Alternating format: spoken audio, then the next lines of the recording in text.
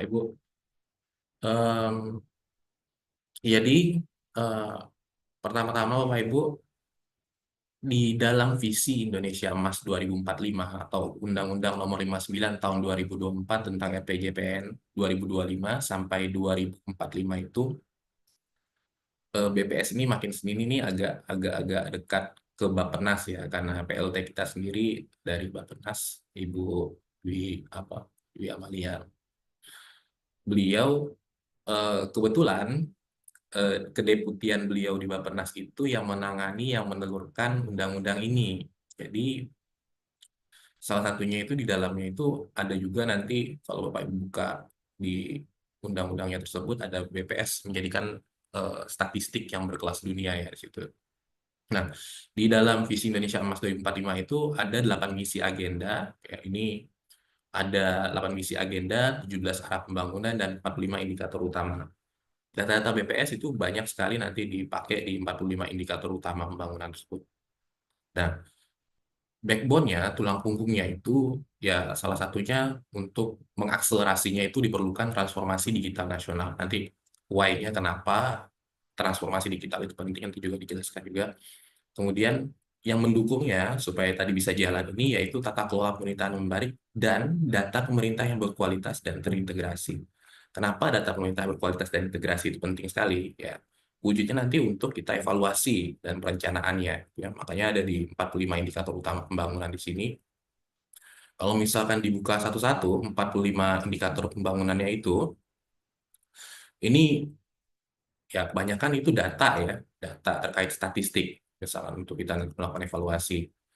Ini udah saya screenshot-screenshotkan dari undang-undangnya tersebut. Di situ ada dari arah tujuan bangunannya itu, misalkan di sini kesehatan untuk semua, pendidikan berkualitas. Nah, indikator-indikator 45-nya tadi itu ada yang ada sampai level provinsi dan hanya ada yang di nasional. Untuk yang di level provinsi, misalkan nih target kita 2025 berapa, kemudian di sasaran 2045-nya nanti berapa. Ada UHH, ada kemudian angka kematian ibu di sana.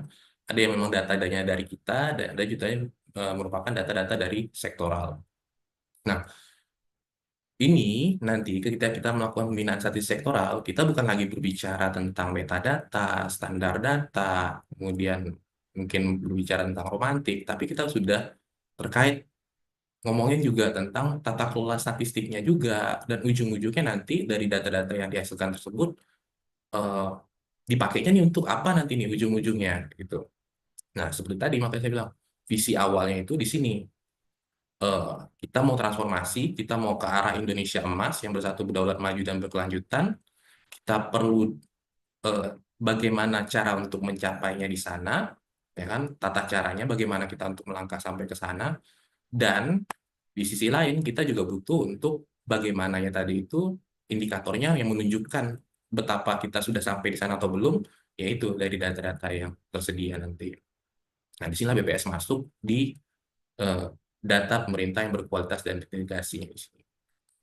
Oke, ini bisa dibaca ya nanti Bapak Ibu ya. Penting sekali di sini untuk mengetahui. Karena dari sini nanti kita akan bicara banyak nanti ke Pemda ini.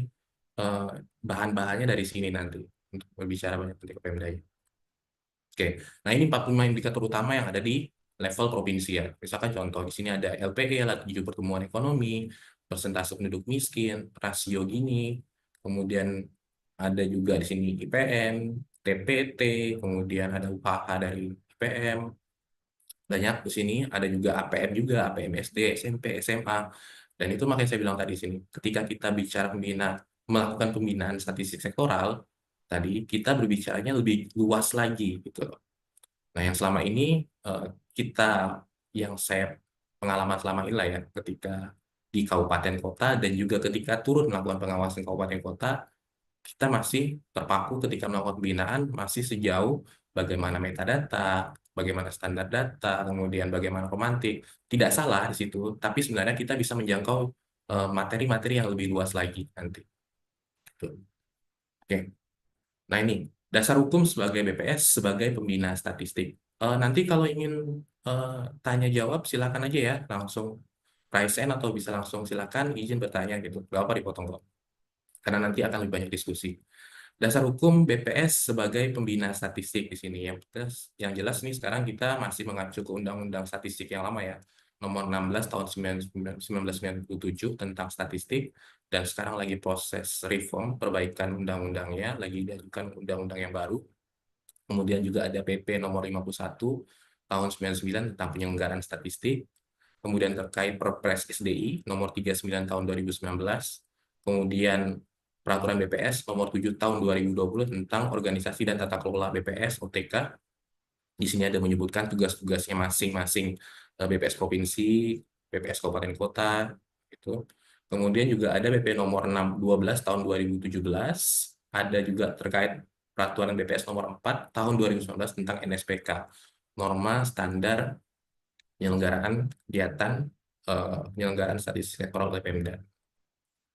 Oke, nah tadi kita bicara tadi awal sekali itu di sini data pemerintah yang berkualitas dan terintegrasi. Nah, bagaimana tuh mau mencapai data pemerintah yang berkualitas dan terintegrasi tadi? Bagaimana cara mencapainya sana? Kita butuh panduannya. Nah, panduannya itu langsung dari sumbernya itu dari UN, National Quality Assurance Frameworks for Manual for Official Statistics.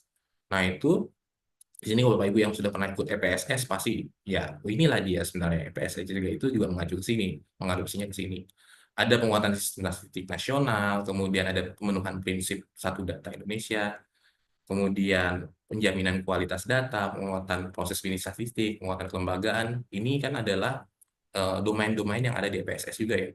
Nah, kalau dari mengacu UN-nya itu, yaitu berdasarkan dari QAF ya, Quality Assurance Frameworks-nya itu ada dari Managing Statistical System, kemudian Managing Statistical Outputs, Managing Statistical Process, Managing Institutional Environment. Jadi ada sistem statistiknya kalau kita di SSN-nya, kemudian ada output statistiknya, kan? Kalau kita itu ada di prinsip-prinsip satu data Indonesia dan bagaimana menjamin kualitas datanya, kemudian proses bisnisnya ini. Nah, kemudian yang keempat yaitu bagaimana kelembagaannya atau institutional environment-nya. Nah, ini kalau misalkan kita memperkuat kualitas statistiknya ini, dipenuhi semua ini, domain-domain ini, nah, dijamin tuh bisa kita mengarah ke data statistik yang berkualitas tadi. Nah, kemudian untuk penyelenggaraan statistik yang berkelas dunia. Nah, ini ada nih masuk nih, tadi seperti saya bilang kan, di Undang-Undang Nomor 59 Tahun 2024 tentang RPJPN 2025 sampai 2045. Dalam bunyinya ini salah satu percepatan digitalisasi sektor sebagai bagian dari arah kebijakan transformasi digital, yaitu penyelenggaraan statistik yang berkelas dunia. Nah, tadi juga Pak Udin juga sudah menyampaikan bahwa untuk bisa tadi ya, bahwa suatu statistik itu dianggap resmi, ya kan, official statistik, dia harus memenuhi 10 fundamental principle of official statistic. Sini juga mengacu ya dari apa namanya, eh, dari yang sudah di panduan yang sudah diberikan oleh UN juga. Nah, itu salah satunya itu relevansi, kan, keterdiapkan, standar akses, kemudian standar profesional, prinsip ilmiah dan etika profesi, akuntabilitas dan transparansi, pencegahan penyalahgunaan, sumber ofisial statistik, kerahasiaan, legislasi, dan seterusnya. Bapak Ibu pasti ketika mengikuti pelatihan ini, pasti nanti akan bingung, kok banyak sekali teori-teori ya, banyak sekali ini lebih banyak apa namanya, kita materi-materi yang sifatnya textbook sekali, bingung nanti nih. Ini ketika saya nanti ketemu sama teman-teman Pemda nih, gimana nanti ini mau mau apa namanya, mau menyampaikan materinya ini kan terlalu terlalu teoritis ya gitu ya. Nanti nanti akan kita bahas detailnya lagi ketika masuk ke sub-subnya. Ini secara globalnya dulu. Nah, kemudian tadi kita udah tahu nih, kita mau jaga kualitas data statistik, tujuan akhir kita juga berdasarkan undang-undangnya juga, yaitu statistik yang berkelas dunia, cara mencapai statistik berkelas dunia juga sudah diberikan, prasyaratnya memenuhi 10 prinsip dari official statistiknya juga, kemudian terus apa yang sedang dilakukan oleh BPS sekarang prosesnya ya, ini terutama banyak kerjaan-kerjaannya ada di level nasional ya. Ini yang lagi proses transformasi di level nasional. kita lagi penguatan kerangka regulasi karena zaman berubah, tata kelola juga berubah, jadi undang-undang yang kita buat dulu waktu tahun 97 itu juga sudah perlu revisi gitu ya. Nah ini sedang proses revisi UU statistik, kemudian peraturan presiden tentang sistem statistik nasional itu juga sedang lagi ongoing, sedang proses. Nah, ini juga yang harus teman-teman ketahui juga, yaitu penguatan proses bisnis statistiknya juga, yaitu penerapan GSBPM. Nah, ini yang mungkin nanti akan banyak teman-teman terlibat ke Pemda ya. Lah, eh, gampangnya itu GSBPM itu proses bisnis kita di BPS dari survei atau pengumpulan data itu sebisa mungkin standar yang sudah kita punya di BPS itu juga bisa menjadi standar yang merata bagi teman-teman Pemda, Pemkot, Pemprov, Pemkap untuk melakukan hal yang sama juga. Analoginya seperti itu aja. Kalau misalkan mau jelasin terkait GSBPM itu. GSBPM nanti detailnya akan dibahas di proses bisnis statistik ya, nanti dijelaskan oleh Bang Arief nanti besok. Kemudian penguatan sumber daya manusia juga. Nah ini pengembangan SDM, lingkungan bekerja, kita juga melakukan pelatihan-pelatihan. Kemarin juga ada rekan saya dari Kota Pontianak yang sudah berangkat ke BPS, Pusdiklat BPS mengikuti pelatihan yang ada di BPS Pusat, sorry di Pusdiklat BPS. Kemudian juga kalau di level provinsi itu kami ya kan ini juga salah satu bentuk transformasi juga yang dilakukan oleh BPS Provinsi. Kami bekerja sama juga di tahun 2024 kemarin itu ada nggak sampai MOU tapi ada nota kesepahaman antara BPS Provinsi dengan BPSDM eh, BPSDM Provinsi itu kita juga melakukan pembinaan terkait IKU. Jadi pemahaman terhadap IKU untuk level eselon 2, eselon 3, dan eselon 4 ketika mereka yang eselon 3 dan eselon 4 itu baru mengikuti prajab ya, tugas, sorry bukan prajab, diklat PIM-nya itu. Nah, kemudian untuk di level eselon 2 juga kami ada sekitar 2 atau 3 kali itu melakukan pembinaan terkait IKU, itu seluruh kepala dinas hadir. Jadi IKU ini kan akan menjadi target juga dari masing-masing kepala dinas ya untuk dipenuhi. Dan takutnya ketika mereka salah baca data, salah baca, ini juga asumsinya ketika mengambil kebijakan juga salah. Nah, ini yang kami kuatin kemarin ketika di level provinsi. Kemudian ini juga ada penguatan metodologi statistik, ada penguatan pelayanan statistik, ya kan, pelayanan publik, integrasi data. Nah, ini juga sudah kita lakukan juga ya. Sudah banyak data-data kita yang sudah terintegrasi juga eh, dengan KL lain. Kemudian juga ada penguatan kelembagaan. Nah, ini level pusat. Kemudian penguatan sistem statistik nasional dan pembinaan statistik. Oke. Nah, ini juga diharapkan nanti kita juga bisa apa namanya? Bisa berbagi ilmu lah ya. Apa-apa yang sudah baik yang dilakukan oleh kabupaten kota mungkin bisa juga di-share nanti ke kabupaten kota lain atau mungkin kami juga bisa belajar banyak dengan teman kabupaten kota. Oke. Nah, tadi kita sudah tahu transformasi statistik yang apa saja yang sudah dilakukan oleh di level nasional maupun di level provinsi atau kabupaten kota. Nah, ini bagaimana nih peran BPS dan instansi pemerintah dalam penyelenggaraan data statistik. Nah, yang menyelenggarakan data statistik itu kan bukan hanya BPS ya, juga ada produsen data di masing-masing OPD gitu kan. KL juga ada melakukan pendataan juga, ya, eh, kemudian jadi intinya statistik itu bukan hanya dilakukan oleh BPS gitu. Ada yang statistik dasar memang dilaksanakan oleh BPS, kemudian juga ada statistik sektoral yang dilaksanakan oleh masing-masing instansi pemerintah. Nah, ini berdasarkan tipe datanya ya, ada statistik dasar, statistik sektoral, dan statistik khusus yang juga ditentukan oleh masyarakat. Nah, dari sekian banyak data ini, kan, eh, ketika masuk ke UU tadi ya, untuk kita visi Indonesia Emas di 2045 itu, kita juga perlu nih pengukuran indikator sasaran tadi. Nah, ini juga teman-teman nanti makanya pelajari di indikator 45 itu, 45 indikator itu karena dari di mana data-data yang ada memiliki, sorry, data-data yang digunakan untuk penghitungan 45 indikator itu juga akan nanti menjadi target lokus untuk melakukan pembinaan statistik sektoral. Misal tadi di 45 indikator itu, tadi ada, ini nggak apa ya, saya bolak-balik ya. Salah satunya di sini misalkan ada, nah ini, angka kematian ibu, ya kan prevalensi stunting. Di sini kan berarti lokusnya adalah di Dinas Kesehatan. Misalkan CQ bidang mana yang detail melaksanakan kegiatan ini. Berarti nanti juga sama tuh, di data-data penunjang di 45 indikator lain di situ, kalau memang data tersebut ada di dinas mana, berarti itu salah satu lokus target kita yang diutamakan. Nah, ini juga tadi sudah disampaikan juga penyelenggaraan statistik berkelas dunia. Nah, ini yang sedang juga lagi proses dan sudah berjalan, yaitu pembentukan basis data tunggal sebagai referensi utama statistik regulasi. Sudah dimulai ya sekarang ya. Layer utamanya itu layer paling atas, ini pernah waktu itu kita berbincang dengan teman-teman Bappenas. Layer paling atasnya itu yaitu data NIK-nya ya, data kependudukan. Layer keduanya itu nanti ada Rexosec, ini masih ongoing juga. Kemudian layer ketiganya nanti ada pajak, lain-lain di sini ada PLN, data-data mana.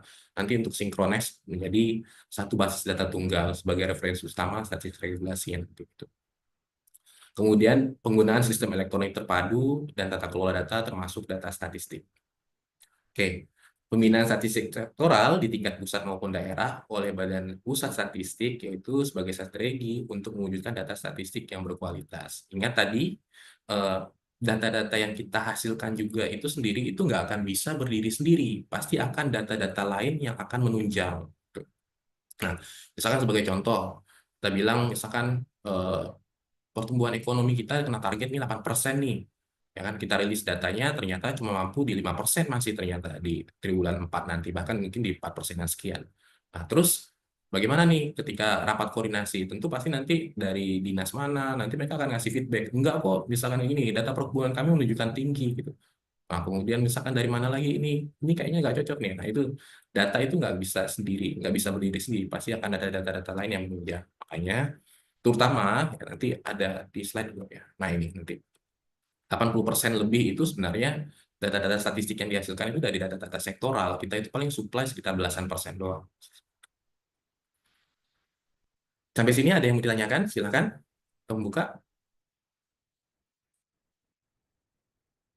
Belum? Oke, lanjut. Nah, ini Belum. untuk visi BPS sesuai rancangan awal Renstra ya. Tadi juga dijelaskan Pak Udin juga bahwa Renstra yang baru untuk 2025-2029 itu akan ada Renstra yang baru. Nah, visi BPS sesuai rancangan awal itu berubah ya, menjadi lembaga yang independen, terpercaya, dan berperan aktif dalam mendukung perumusan kebijakan berbasis data. Turunannya apa sih? Seperti apa sih dari turunan visi BPS itu? Salah satunya menyediakan data statistik yang berkualitas dan insight untuk perumusan kebijakan dan pengambilan keputusan. Nah ini, kita harus bisa membunyikan lagi data-data yang sudah kita punya tuh, menjadi lebih, bukan hanya sekedar angka gitu loh. Jadi kita harus bisa lebih bunyi lagi. Angka-angka tersebut nih untuk apa sih sebenarnya? Angka ini setelah dirilis, itu bisa dipakai untuk apa sih? Baca datanya seperti apa sih? Seperti itu. Tuh. Jadi ada insight yang didapat dari pengambil kebijakan nanti terkait data-data yang sudah kita keluarkan, sudah kita rilis. Tes, Kemudian, Mas Yoga iya tanya. silakan. Dengan siapa ini? Bisa nama? Enggak. Silakan. Abdul Rahman Karapam. Kedengeran Oke, nggak siap. suaranya? Kedengaran Mas Oman? Silakan Mas Oman. Ah, eh, tadi agak miss saya di awal-awal tuh karena apa ada perlu di belakang. Oke. Tadi sedikit dengar eh, apa bahwa pembinaan statistik sektoral jangan hanya terbatas pada pembahasan tentang standar data, metadata, dan segala macam. Coba diulang. Betul. Mau. Oke, siap. Oke. Jadi bukan bukan jangan hanya terbatas ya. Maksudnya selama ini ya kan, mungkin juga ada miss juga mungkin kita ya di level provinsi juga kurang kurang mendalami bahwa selama ini terbatas, kita melakukan pembinaan statistik sektoral itu fokusnya kalau misalkan dari 100% kuenya itu hampir 80% itu kuenya itu banyak fokusnya di metadata, kemudian standar data, romantik gitu. Padahal definisi kondef dari kita melakukan pembinaan itu misalnya BPS kan biasanya kita bicara kondef. Pembinaan statistik sektoral lu luas sekali gitu loh. Nah, hubungannya ini dengan visi BPS tadi ya, ini saya hubungkan dengan di sini. Bahwa BPS itu ya kan berperan aktif juga ini di visi rancangan awal Renstra berperan aktif dalam mendukung perumusan kebijakan berbasis data. Nah, dari sini ya kan kita juga harus bisa juga tadi ini ketika melakukan pemindahan sektoral itu juga misalkan tadi kita keluar juga ya kan? Bukan hanya terbatas terkait metadata, walaupun itu juga menjadi tupoksi utama kita juga harus bisa bagaimana juga, ini dari pertama, data-data yang kita punya, itu bagaimana bisa lebih orang memahami, ya kan? Paham dulu nih. Kemudian setelah orang paham, bagaimana menggunakannya dan bagaimana mungkin nanti mengelaborasi menjadi sebuah kebijakan yang baik. Itu satu. Kemudian juga setelah data kita punya tadi kan data kita nggak mungkin berdiri sendiri ya Mas Oman ya. Pasti ada juga data-data sektoral yang eh, mendukung atau menguatkan data-data tersebut atau mungkin nanti berlawanan arah dengan data-data yang kita rilis. Nah, bagaimana data-data sektoral tadi juga menjadi lebih baik nih agar suatu saat ya kan terkait reform menjadi data tunggal, suatu saat tuh BPS itu bukan lagi sebagai pengumpul data, tapi kita juga sebagai harvesting aja, sebagai pemanen aja nih data-data yang ada di situ. Tapi itu kan untuk sampai di level kita hanya cuma tinggal ngambil data itu kan tidak gampang, tidak datang dengan sendirinya ya, harus ada proses yang harus kita jalani sampai di penghasil statistik di level Pemda, kemudian Pemkop, Pemkap itu menjadi lebih dewasa dan melakukan statistik dan menghasilkan data juga paling tidak standarnya juga dengan sama dengan standar yang udah kita punya seperti itu. Nah, porsi kuenya itu yang tadi mungkin dari selama ini yang mungkin kita terlalu fokus ke arah yang tadi saya bilang cerita metadata romantik, bukan itu tidak penting, tapi itu penting. Tapi mungkin nanti bagaimana mengelaborasi, menjual keluarnya itu yang mungkin nanti perlu kita, ibaratnya porsinya, itu kita elaborasi juga dengan, kita kaitkan juga dengan data-data yang kita punya. Nanti ada di materi lebih dalamnya nanti. Ini masih globalnya dulu. Gimana Mas Oman? Aman penjelasannya? Iya, iya, iya. Cuma Sip. saya berpikirnya Mm-mm. gini, kalau kita ngomong kayak gitu kan itu konteksnya untuk kepentingan BPS ya. Nah, bagi Betul. kepentingan Pemda sendiri itu yang perlu kita elaborasi lagi tadi ya. Oke lah. Iya, betul itu Mas, gitu. Karena nanti harapannya suatu saat, ya ini harapan ujungnya, harapan besarnya ya, agar kita bukan bukan kita lagi yang ngumpulin data, gitu kan. Teman-teman Pemda, cukup nanti kita hanya menggunakan bisa jadi data-data statistik dari registrasi atau mungkin teman-teman Pemda yang sudah mature lah ya, untuk mengumpulkan data sendiri. Jadi kita tinggal harvesting aja, tinggal narik-narik data aja. Cuma kan untuk sampai proses sampai ke sana itu kan panjang sekali ya. Ya teman-teman sendiri kabupaten tahu bagaimana kualitas data sektoral kita. Tuh. Oke, selanjutnya pertanyaan kedua ada dari Erwin, silakan. Ini Bang, Ya. eh mau konfirmasi yang tadi, yang Abang bilang tadi, yang belasan persen itu apa ya? Oh, ini ada di slide selanjutnya. Oh ya, Oke, langsung aja ya. Langsung tak jelasin di sini ya. Oke. Nah, kenapa kita penting untuk menghasilkan data statistik yang berkualitas baik dari sisi data-data statistik dasar yang kita hasilkan maupun dengan data-data sektoral yang dihasilkan oleh KL di masih enggak ya? KLI, enggak ada departemen lagi enggak ada sekarang. KLI. Nah, ini sebagai gambaran dulu, penghimpunan metadata statistik ini tahun 2024 kemarin ya. Dari dua dari sorry, ini data dari 2023-nya. Nah, di tahun 2024 ini belum selesai ya ketika slide ini dibuat, itu ada tahun 2023 ada 10.000 metadata statistik kegiatan yang dikumpulkan. Ini metadata statistik kegiatan ya, metadata kegiatan statistik. Kemudian dari 10.000 itu turun, ternyata romantik rekomendasi kegiatan statistik yang sudah dikeluarkan oleh BPS itu baru 3 ribuan. Harusnya metadata kegiatan statistik itu jumlahnya sama minimal dengan rekomendasi kegiatan statistik. Oke, nanti ini ketika masuk ke SSN ya nanti akan dijelaskan kenapa seperti itu.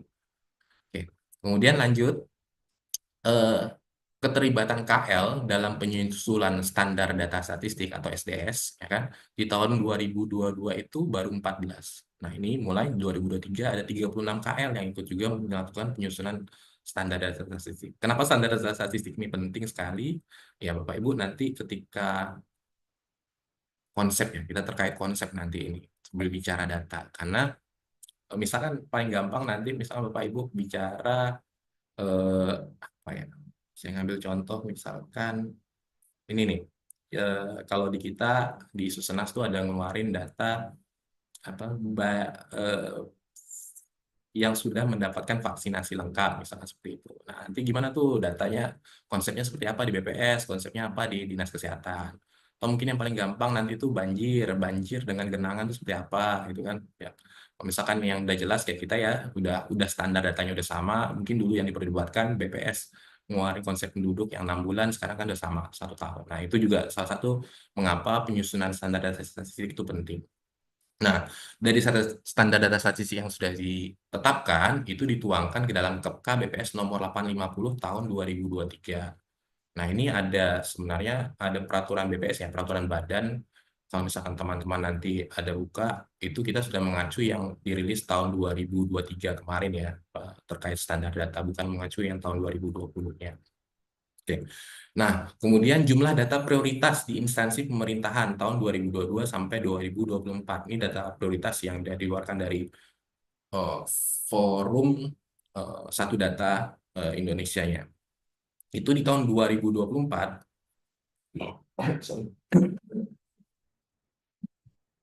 ada 56 data keuangan yang prioritas, kemudian ada 151 data spasial, dan ada 1.672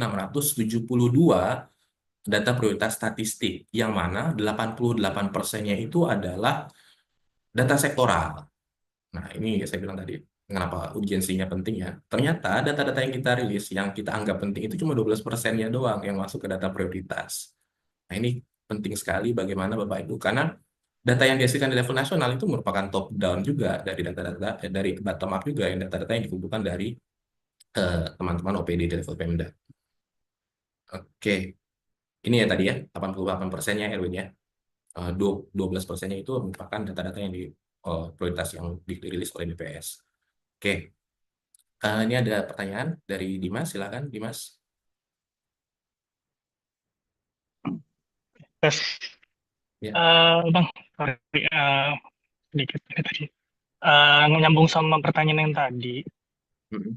Tadi kan menarik, sebelum saya lupa, menarik tadi bahwa tujuan kita kan ke depannya mungkin masih agak lama juga ya, bahwa kita hanya harvesting aja data dari sektoral ya. Jadi sektoral ini Betul, sebagai produsen utama gitu kan istilahnya. betul, Nah, betul. dalam pembinaan sektoral ini nantinya mungkin apakah dalam internalisasi ini atau nanti dalam kesempatan lain, apakah bisa kita dijelaskan kira-kira bagaimana mengimplementasikan probis kita?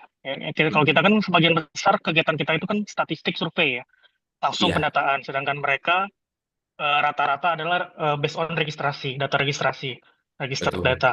Nah, jadi Mm, di situ kadang kita, kalau saya sendiri sih merasa pas kita pembinaan itu agak kesulitan mengimplementasikan itu. Karena yang kita biasa betul. lakukan itu survei jelas, desain statistik, ininya dan sebagainya. Sedangkan yang mereka Iya, lakukan itu adalah registrasi based on register data. Nah, betul. apakah maksud saya di internalisasi ini atau nanti di kesempatan lain apakah bisa dijelaskan lebih lanjut agar kita pembinaannya bisa mengimplementasikan hal tersebut mungkin gitu Mas Yoga. Terima kasih. Oke, makasih. Jadi, eh, teman-teman harus bisa mengajukan pertanyaan yang tepat ke Pemdanya dulu. Prioritas apa sih yang mau dilakukan oleh Pemda? Jadi sebagai contoh sebenarnya sudah banyak Pemkab, ya kita bilang Pemda aja ya, Pemkab, Pemkot, Pemprov yang punya apa namanya praktek baik, ya praktek baik kalau bahasa itunya itu udah inovasi yang sukses lah ya. Kita nggak usah jauh-jauh ngeliat di Jawa, kita ambil Kuburaya deh. Ini teman-teman Kuburaya udah tahu kan? Ini ada teman-teman Kuburaya hadir ya sini. Bagaimana di sana ya walaupun kominfonya ya kita terbuka aja kominfonya agak-agak tapi pendalian banknya bagus sekali di sana. Ya, mereka punya ada kepong bakolnya di sana eh, eh, apa namanya geospasialnya oke di sana itu walaupun nggak tahu nih setelah bupati yang baru apakah nanti masih lanjut atau tidak tapi paling tidak di sana merupakan praktek baik yang oke di sana. Nah, yang perlu diajukan pertanyaan pertama kali yang baik itu adalah kenapa data ini Bapak Ibu mau kumpulkan? Nah, itu pertanyaan dulu. Jadi bukan kita langsung, oke, kita mau langsung proses finish yang baik itu seperti apa, tapi ajukan dulu pertanyaan pertama, kenapa Bapak Ibu mau mengumpulkan data ini? Nah, nanti kita bahas di detailnya nanti ya, nanti ya. Nah, pertanyaan itu kenapa itu penting? Karena dari dah kita capek-capek nih, proses bisnisnya udah bagus segala macam, ternyata datanya nggak dipakai nanti untuk pengambilan kebijakan. Nah, itu dulu makanya, ajuin dulu pertanyaannya pertamanya itu, kenapa mau ngumpulin data ini? Saya pernah mendapat waktu itu kalau di level provinsi ya, ada permintaan data dari Pak Sekdis di Parpora ya.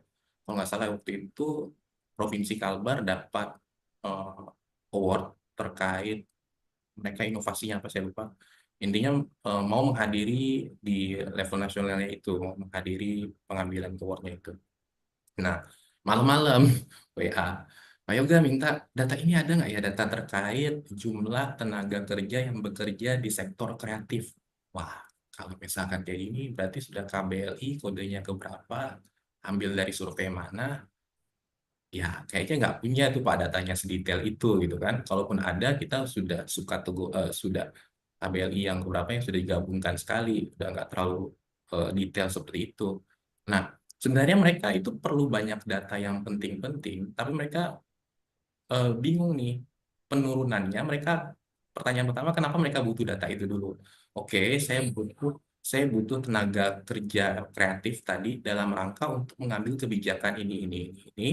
Saya bisa butuh nanti untuk mengevaluasi sehingga saya bisa melakukan intervensi kebijakan ini. Nah, setelah mereka melakukan pertanyaan pertamanya itu, ya kan kalau misalkan di GSBPM itu kan itu paling pertama sekali ya, di sisi perencanaan, kenapa kita butuh datanya itu. Nah, ketika udah tahu, oh kita butuh data A, B, C, D, karena kita mau mengevaluasi A, B, C, D, dengan ini evaluasi ini kita bisa melakukan intervensi kebijakan A, B, C, D, enak tuh mereka tuh, nanti tuh. Jadi why-nya dulu tuh udah terjawab dulu, ya kan di 5W1H-nya itu. Itu mungkin di dasar awalnya. Nanti detailnya kita bahas menggugah dulu kawan-kawan di kabupaten kota. Kita harus bisa melakukan pertanyaan yang tepat dulu. Cari akar masalahnya, kenapa sih datanya itu mau kita kumpulkan. Karena dari sini, kalau sudah pertanyaan sudah terjawab, enak tuh. Proses bisnisnya kita udah tahu, kenapa sih. Nanti pasti dengan situ ada dorongan dari Pemkapnya, Pemkotnya, Pemprovnya untuk melakukan kayak apa ya, dorongan untuk melakukan lebih baik lagi dalam pengumpulan datanya. Karena why-nya dulu, intervensi kebijakannya dulu, perencanaan kebijakan juga udah oke dulu di situ. Oke ya, lanjut. Ya, Pak Tommy ingatkan, takut saya kelewatan, saya jadwalnya sampai kapan? Sebentar, cek dulu. Nggak apa-apa, kita kan fleksibel aja. Kalau dirasa Oke, masih perlu nggak apa-apa. lanjut. Nggak apa. Takut kelewatan. Saya sampai jam 9.15. Oke, saya punya 15 menit lagi. Oke, nah ini. Jadi, nah tadi ini sesuai juga dengan pernyataan saya yang pertama ya. Pertanyaan pertamanya itu adalah data itu dipakai untuk apa dulu sih? Nah, kalau di Bali itu mereka ada sampai research based policy. Jakarta juga sama. Jadi sebelum mengambil policy atau kebijakan, ya kan, mereka itu udah research dulu, sudah riset dulu. Nah, kita ini mau sampai baru mau pakai data dulu nih ketika mengambil kebijakan, bukan pakai ahli nujum, bukan bukan pakai ibaratnya bukan pakai asumsi atau kira-kira atau feeling saya tuh kayaknya kayak gini deh harusnya gitu. Nah, jadi data itu dipakai pada saat kapan saja. Pada saat perencanaan pembangunan kita perlu data. Ketika pelaksanaan kita perlu data. Ketika melakukan evaluasi kita juga perlu data. Ketika melakukan pengendalian pembangunan juga kita perlu data. Siklusnya bolak-balik lagi tuh perencanaannya, balik lagi ke sana. Nanti akan masuknya ke SSN nanti. Ada itu. Nah, di setiap siklus ini kita perlu data. Nah, oleh karena itu, makanya karena data itu sangat-sangat penting sekali fondasi dalam pengambilan kebijakan. Nah, perlu tadi itu ditingkatkan karena hampir 88% tadi data prioritas itu dihasilkan oleh data statistik sektoral. Nah, oleh karena itu BPS ya kan dengan waktu itu berbicara dengan Kemenpan RB, ya ini harus nih kalian nilai nih gitu. Makanya muncullah namanya evaluasi penyelenggaraan statistik sektoral. Nah, kemudian setelah dinilai juga nih kita juga harus sambari nih berjalan bersama-sama juga.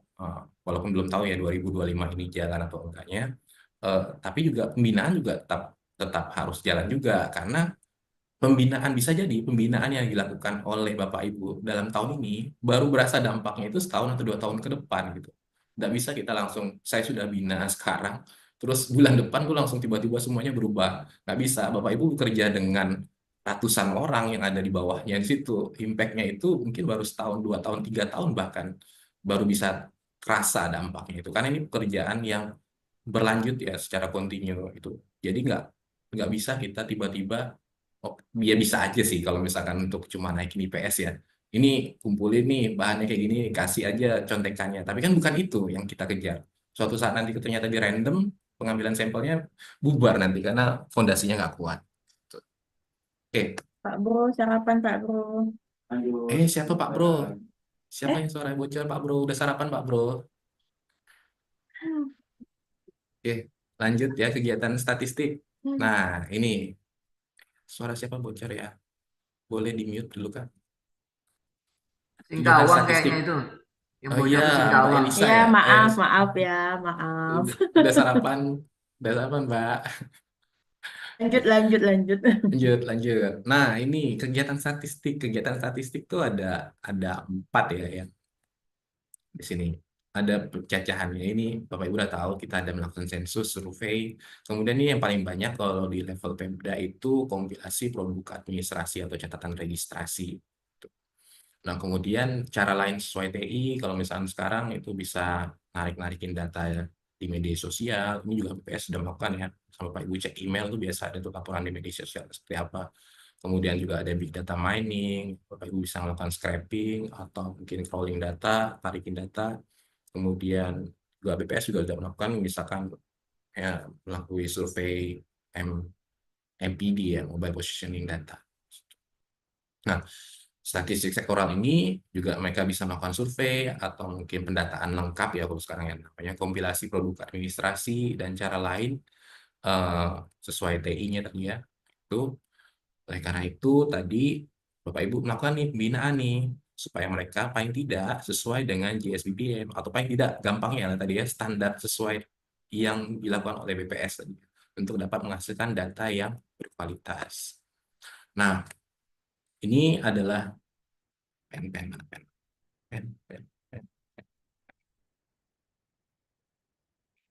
Nah, ini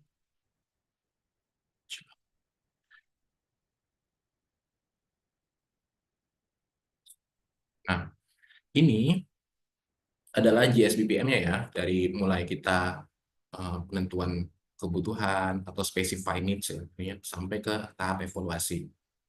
Nah, ini yang kerjaan BPS nih, biasa dilakukan oleh teman-teman di IPDS, yaitu pengumpulan metadata dengan romantik ya. Nah, ini yang juga perlu kita clearkan dulu nih, bahwa kegiatan pembinaan statistik sektoral itu bukan kegiatan tupoksi utama orang-orang IPDS, tapi ini adalah kerjaan semua pegawai BPS ya itu. Jadi misalkan dulu kalau misalkan teman-teman di sosial itu melakukan misalkan mereka ada partnernya ya, misalkan dengan dinas sosial lagi ada pertemuan apa terkait bahas kemiskinan, masuk juga ketika menjelaskan oh pasti kita nggak langsung masuk ke GSBPM itu apa ya, tapi kita mulai dulu oh BPS itu punya survei Susenas, punya survei Sakernas, data yang dihasilkan itu ABCD. Bapak Ibu bisa menggunakan data-data mikro yang ada di Susenas untuk melakukan evaluasi terhadap kebijakan yang Bapak Ibu ambil. Misal, kalau misalkan ada dinas sosial, Bapak Ibu kalau mau melihat tepat sasaran tidak program PKH-nya bisa ngambil di Susenas, rincian variabel yang mana, bisa dilihat itu nanti persentasenya mungkin nanti ada persentil keberapa, desil keberapa, 40% ternyata masih ada yang di desil 60% ke atas sana ini masih menerima PKH. Nah, terus dikaitkan juga Bapak Ibu coba cek ketika Bapak Ibu di dinas sosial mengumpulkan data-data terkait misalkan di SIG-NG, apakah sudah dilakukan juga updating terkait data-data terbarunya. Jangan sampai ternyata data-data di SIG-NG itu belum terupdate. Oleh karena itu, mengapa ketika kami melakukan survei di 60% teratas, desil 60%, 70%, atau orang-orang kaya yang di 80%, 90% masih menerima bantuan PKH. Nah, ini bagaimana nih di probi statistiknya, di pengumpulan data yang dilakukan oleh teman-teman dinas sosial, ada di mana nih yang perlu direview gitu. Apakah di sisi pengumpulan datanya atau mungkin selama ini mungkin tidak pernah data-data tersebut diolah di level diseminasinya nih, dilakukan analisisnya nih, dilakukan pengolahan data. Tuh. Nah, ini perlu dikuatkan juga nih. Nah, kaitannya juga Bapak Ibu terkait tadi ada saya jelaskan ya. Nah, di sini lihat, kalau misalnya kita di sini ada 10.000 metadata kegiatan statistiknya. Kemudian ada 3.000 yang baru mendapatkan rekomendasi kegiatan statistiknya. Kita tidak bisa menyalahkan juga teman-teman Pemda. Seingat saya, kita itu baru dikuatkan IKU melakukan pengumpulan romantik ya. Romantiknya itu di sekitar 2019, 2020, 2021, sorry, di 2021 ketika Renstra 2020 sampai 2024-nya dirilis. Nah, itu baru ada target IKU kepala pengumpulan jumlah rekomendasi yang diberikan. Kemudian ada jumlah OPD yang mendapatkan pembinaan statistik. Nah, karena baru-baru dikejar di akhir itu, akhirnya ya udahlah, yang penting ada dulu. Ya, harusnya harusnya ya kan, kalau misalnya di Bapak Ibu lihat di sini, tahapan pertama sebelum, kalau misalkan di sana banyaknya itu adalah kompromi ya,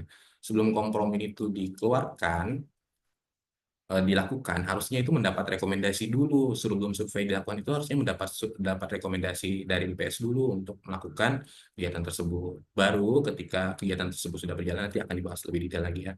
Baru setelah selesai nanti akan mendapat dari pelaksananya itu wajib memberikan metadatanya hasil kegiatannya itu setelah kegiatannya sudah selesai. Oke, nanti akan dijelaskan nanti. Oke, nah ini ya di SSN-nya ya nanti ya. Nanti ada di ketika kita bahas terkait SSN. Nah ini ketika data-data tadi, ya kan di awalnya itu kan dari sini ya. Nah ini semuanya ini perlu data. Dan ketika masuk SSN, nah ini ada kebutuhan data statistik nih di sini nih. Nah bagaimana kita mau ngumpulin datanya? Mau pakai dari sumber dari mana? Mau ngambil dari masyarakat? Atau mau pakai dari tadi dari big data juga bisa. Nah, tipe datanya siapa yang ngumpulin? Kalau dia statistik sektoral dikumpulkan oleh KLI. Kemudian kalau statistik dasar dikumpulkan oleh BPS. Kalau statis khusus dikumpulkan oleh masyarakat. BPS mengumpulkan datanya dari masyarakat. Kemudian BPS juga ada menghimpun data-data dari KLI. Nah, begitu juga KLI juga kadang-kadang butuh juga dengan data dari BPS. Ini saling sinkronisasi sini. Nah, kemudian hasilnya dalam bentuk apa? Ada sensus, survei, kompromi, dan lainnya. Kemudian kalau di KLI ada survei, kompromi, dan lainnya. Pendataan lengkap biasanya bekerja sama dengan Pak BPS. Nah, hasilnya tadi data-data tersebut ya kan di sini sebelum melakukan kegiatan diminta dulu nih, minta dulu rekomendasinya baru boleh melakukan survei. Kemudian sudah selesai ya kan dikasihkan lagi tadi metadatanya. Tuh, kalau di level masyarakat itu memberikan sinopsis. Datanya kemudian dirilis dalam penyediaan informasi statistik. Kalau kita dari websitenya, dari publikasi-publikasinya. Nah, ini kalau misalnya di KLI mungkin dari portal satu datanya atau publikasi di website masing-masing. Gitu. Oke, EPSS juga apa? Ini nanti dijelaskan oleh Pak Tommy ya. Ini secara global aja bahwa ada EPSS di tahun 2024, 2023, 2022 kemarin. Tujuannya juga sudah dijelaskan sebelumnya tadi ya.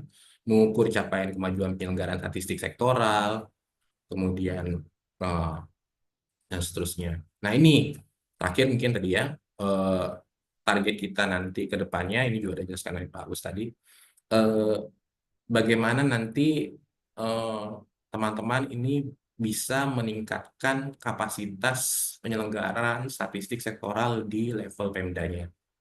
Itu ini target kita ya, bagaimana meningkatkan kapasitas mereka dalam menyelenggarakan proses bisnis statistik, kemudian bagaimana peningkatan kapasitas lembaga statistiknya, kapasitas SPDM-nya juga kita tingkatkan juga, dan nih infrastruktur IT-nya untuk ya kan mengakselerasi tadi ya transformasi digitalnya itu.